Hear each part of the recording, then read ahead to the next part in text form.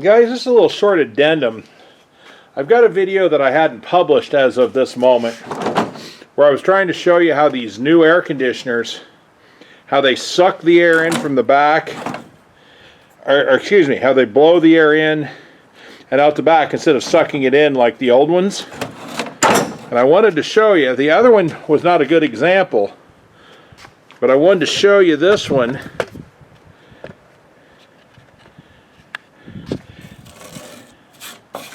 Look at all that fuzz on there.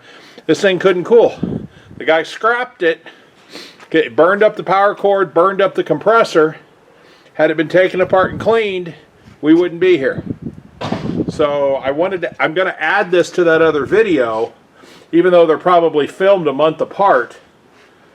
This came in as scrap, and when I found this, I wanted to add it to that other video. So I want to thank you for watching.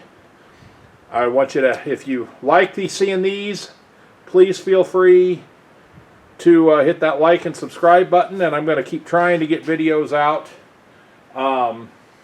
as quick as I can. Thanks for watching.